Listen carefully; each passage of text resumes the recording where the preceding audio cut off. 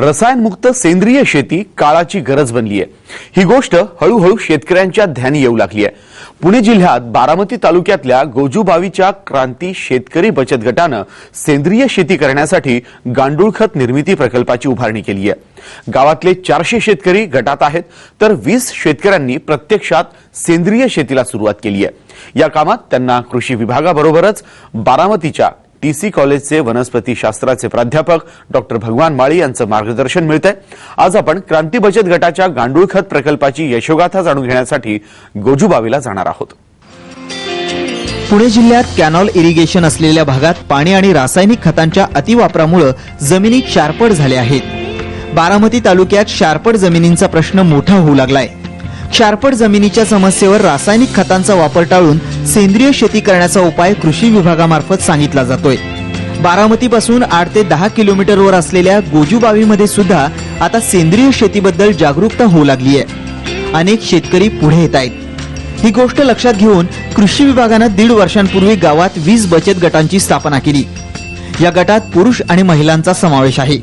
गटातल्या शेतकऱ्यांना पैशांच्या बचतीबरोबर सेंद्रिय शेतीबाबत मार्गदर्शन करणं सुरू झालंय।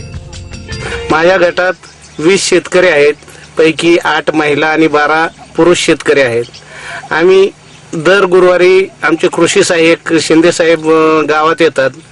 आम्ही दर गुरुवारी त्या मीटिंगला जातो आणि त्या मीटिंगमध्ये शेतीविषयी आपल्याला नवनवीन काय प्रकल्प राबवता येतील, नवनवीन काय योजना तयार करता येतील का, याच्यावर अगदी सविस्तर आम्ही चर्चा करतो आणि त्याची प्रत्यक्ष अंमलबजावणी शेतात येऊन करतो। सेंद्रिय शेती करण्यासाठी सेंद्रिय खत निर्मिती गरजेची आहे। हे सेंद्रिय खत विकत घेण्यापेक्षा गांडुळांच्या मदतीने घरीच बनवलं तर जास्त फायद्याचं ठरतं। यासाठी गावातल्या शेतकऱ्यांना गांडूळ खताचे बेड कसे बनवायचे याचं प्रशिक्षण दिलं जातंय।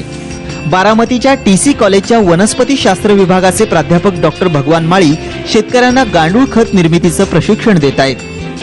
गांडूळ खत प्रकल्प लावत असताना ती अतिशय सोपी पद्धत आहे। पाहिलं तर फक्त त्याच्यासाठी आपल्याला 150 भाजी विटा लागतात। जर असेल चांगल्या पद्धतीचं शेड किंवा साध्या आपल्या गवतापासून जरी केलेलं शेड असेल, गवताच्या ह्याच्यापासून मेडी वगैरे लावून, तरी ते सुद्धा शेड चालतं। आणि ज्या शेडमध्ये ज्याची जमीन आहे ती फक्त कठीण असली पाहिजे किंवा कोबा केलेली असली पाहिजे, आणि तेही नसेल तर साधा प्लास्टिकचा कागद आपण त्याच्यावरती अंतरला तरी चालतो। आणखीन आपल्याकडे शेणखत असतंय, पालापाचोळा असतंय। या सगळ्या गोष्टीचा वापर करून आपण अतिशय उत्तम पद्धतीचा गांडूळ खत प्रकल्प निर्मिती असा एक प्रकल्प लावू शकतो। गांडूळ खत निर्मितीची प्रक्रिया फारशी खर्चिक नाहीये। यासाठी विटा, छोटंसं शेड, पालापाचोळा आणि गांडूळ बीजाची आवश्यकता असते। दर गुरुवारी बचत गटाची शेतीशाळा गावात भरते। तिथून शेतकरी शिवार फेरी काढतात। यावेळी शेतकऱ्यांच्या समस्यांवर चर्चा होते, तर माहितीची देवाणघेवाण सुद्धा केली जाते। डॉक्टर भगवान माळी शेतकऱ्यांना गांडूळ खतांचं बेड कसं बनवायचं याची माहिती देतात। 3 फूट रुंद, 15 फूट लांब आणि 2 ते 1.5 फूट खोल अशा पद्धतीचा आयताकृती बॉक्स आपण तयार करून घ्यायचा भाजी विटांचा। तो घेतल्यानंतर पहिला थर जो आहे 6 इंचाचा किंवा आपण एक वितीचा म्हणून, तो 6 इंचाचा थर हा पालापाचोळ्याच्या त्या बॉक्समध्ये खाली टाकायचा। टाकल्यानंतर त्याच्यावरती पाणी शिंपडायचं, बऱ्यापैकी ओला करून घ्यायचा। आता हा ओला करून का घ्यायचा, तर आपल्याला माहिती आहे की गांडूळ नेहमी ओलं खाद्य खात असतात, हे त्यांचं खाद्य आहे, वाळलेलं ते खात नाही। मग पहिला थर जो आपण टाकलेला पालापाचोळ्याचा, त्याच्यावरती दुसरा थर तेवढ्याच उंचीचा टाकायचा आहे, तो शेणाच्या स्लरीचा टाकायचा आहे, पातळ शेण करून टाकून द्यायचा। तो टाकल्यानंतर त्याच्यावरती आपल्याला आपण जे आणलेले 1 किलो गांडूळ आहेत, म्हणजे 3 बाय 15 आणि 2 फूट खोल अशा पद्धतीच्या गांडूळखत प्रकल्पासाठी त्या 1 किलो गांडुळाचे 4 भाग करायचे। त्यातला 1 भाग घ्यायचा आणि तो शेणाच्या स्लरीमध्ये पसरून टाकायचा। तो टाकल्यानंतर पुन्हा त्या थरावरती वाळलेला कुजलेला पालापाचोळा टाकायचा। पुन्हा तो पालापाचोळा भिजवून घ्यायचा पाणी टाकून। भिजल्यानंतर पुन्हा त्याच्यावरती शेणाच्या तेवढ्याच उंचीचा थर द्यायचा। पुन्हा त्याच्यामध्ये गांडुळाचा आपण जे 4 भाग केले त्यातला आणखीन 1 भाग घ्यायचा राहिलेला 3 मधला आणि तो त्याच्यावरती टाकायचा। अशा पद्धतीनं एकाआड एक, म्हणजे पहिला थर आहे तो आपल्या वाळलेला पालापाचोळा, कुजलेला पालापाचोळा, त्याच्यानंतर शेणाच्या रबडीचा, त्या शेणाच्या रबडीमध्ये मात्र गांडूळ टाकण्याचं विसरायचं नाही। अशा पद्धतीने आपण एकाड एक 4 थर टाकले तर तो पूर्णपणे आपण तयार केलेला भाजी विटांचा जो बॉक्स आहे तो बॉक्स भरला जातो. तदनंतर मात्र त्याच्यावरती आपण जे गोंडपाट किंवा साखरेची पोती असतात ती भिजवलेली पोती त्याच्यावरती अंथरून द्यायची. गेल्या 1.5 वर्षांपासून सुरू असलेल्या शेतीशाळेच्या उपक्रमाला आता गावकऱ्यांचा चांगला प्रतिसाद मिळतोय. कृषी विभागाच्या मदतीनं गावातले शेतकरी मोठ्या संख्येनं एकत्रित येतात. त्यांना तज्ज्ञांकडून मार्गदर्शन मिळतंय. गोजूबाईमध्ये दर आठवड्याला शेतकरी गटांची मीटिंग, आमच्या इथं साधारण 22 शेतकरी गट झालेत. म्हणजे एकूण 440 लोकांना मी जोडलो गेलोय आणि त्यातले साधारण अध्यक्ष आणि सचिव यांनाच मी दर आठवड्याला बोलवत असतो.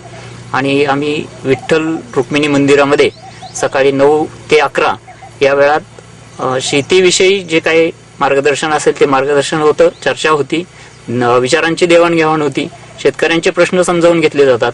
आणि ज्या शेतावर शिवार फेरी करायचे ते दर आठवड्याच्या आधीच ठरलेलं असतं आणि आम्ही एकत्रितपणे शिवार फेरी करून माहितींची देवाणघेवाण करत असतो. दिवसेंदिवस जमिनीचा पोत खराब होत चाललाय, तर रासायनिक खतांच्या किमती प्रचंड वाढू लागल्या आहेत. तर दुसरीकडे सेंद्रिय शेतमालास जगभरातून असलेली मागणी वाढू लागली आहे. अशा वेळी सेंद्रिय शेती दोन्ही प्रश्नांना पूरक उत्तर ठरू लागली आहेत. त्याचा गट शेतीच्या माध्यमातून प्रचार झाला तर तो खूपच प्रभावी ठरणार आहे. अनेक फायदे आमच्या शेतकरी बांधवांना झालेले आहेत. म्हणजे आम्ही बहुतेक बऱ्याचशा वेळा सेंद्रिय शेतीवर चर्चा करत असतो आणि त्याची काही प्रात्यक्षिक आम्ही आतापर्यंत वेगवेगळ्या शेतावर घेतलेले आहेत. आणि त्याप्रमाणे बऱ्याचशा शेतकऱ्यांनी स्वतःच्या शेतामध्ये अगदी कमीत कमी खर्चामध्ये जास्तीत जास्त फायदा होईल असं काम केलेलं आहे. तर उदाहरण द्यायचं झालं तर आपल्या इथं काही शेतकऱ्यांनी विहीर पुनर्भरणाची कामं श्रमदानातून करून दाखवलेली आहेत, केलेली आहेत. त्याचप्रमाणे जीवामृत तयार करून ते स्वतःच्या बागेला वापरतात. दशपर्णी अर्क म्हणून आपण तयार करण्याचं प्रात्यक्षिक दाखवलंय, तेही काही शेतकरी त्याचा अनुभव घेत आहेत. आणि काही लोक अगदी पंचगव्यपासून ते प्रत्येक वेळेला सेंद्रिय शेतीबद्दलच इंटरेस्टेड आहेत. आणि आमचा हा जो सेंद्रिय ग्रुप आहे तो मी पुढे नेण्याचं काम करत आहोत. आज गोजूबावीतल्या 20 शेतकऱ्यांनी 50 एकरांवर गेल्या 2 ते 3 महिन्यांपासून सेंद्रिय शेतीला सुरुवात केली आहे. त्यांचे रासायनिक खतांवर खर्च होणारे 2.5 ते 5 लाख रुपये वाचले आहेत.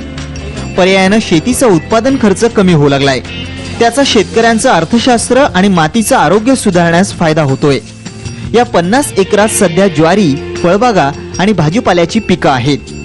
सेंद्रिय शेती असं नेहमी ऐकलं जायचं, कानावर यायचं, वाचलं जायचं, पण मनात अनेक शंका असायच्या की ते गांडूळ आणायची कुठून, करायचं कसं, त्याचा वापर करायचा कसा, अशा अनेक मनात समस्या होत्या. अनेक प्रश्न मनात निर्माण व्हायचे की त्यासाठी भरपूर साहित्य लागेल, भरपूर भांडवल लागेल, आपल्याकडे एकतर त्यासाठी लागणारं भांडवल उपलब्ध होईल का नाही ह्याची शंका असायची मनात.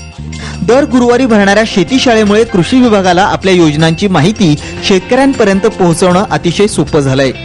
तसंच शेतकऱ्यांना सुद्धा आपल्या प्रश्नांची उत्तरं एकाच ठिकाणी मिळू लागली आहेत. आमच्याकडे दर गुरुवारी शेतीशाळा भरवली जाते आणि त्या शेतीशाळेच्या उपक्रमातून प्रत्येक शेतकऱ्याच्या शेतीवर जाऊन, प्रत्यक्ष त्याच्या वावरात जाऊन त्यांनी घेतलेली पिकं त्याच्यावर चर्चा केली जाते. आणि त्या चर्चेतून आम्ही गांडूळ प्रकल्प किंवा विविध प्रकारची पिकं कशी घ्यावीत, तसंच गुरांचे गोटे कसे स्वच्छ ठेवावे, ह्या असे विविध प्रकारचे उपक्रम आम्ही राबवले जातात. पूर्वीपासून गाव आमचं हे गवंड्याचं गाव म्हणून म्हणलं जात होतं, पण आता इथून पुढे आमच्या गावात एकही आता गवंडी होणार नाही. प्रत्येक माणूस आता शेती अतिशय उत्तम पद्धतीने करायचा प्रयत्न करीत आहेत आणि कृषी विभागाने अतिशय चांगला उपक्रम राबवलेला आहे. बारामती तालुक्यात गोजूबावीच्या शेतकऱ्यांनी आपल्या जमिनीचं आरोग्य आणि शेतीचं अर्थकारण सुधारण्यासाठी बचत गटाच्या मदतीनं सेंद्रिय शेतीच्या दिशेनं पाऊल टाकायला सुरुवात केली आहे. आज त्यांनी सुरू केलेला सेंद्रिय शेतीचा प्रयोग बारामती परिसरातल्या गावांना नक्कीच मार्गदर्शक ठरणार आहे. विजय मोरे, साम टीव्ही, बारामती.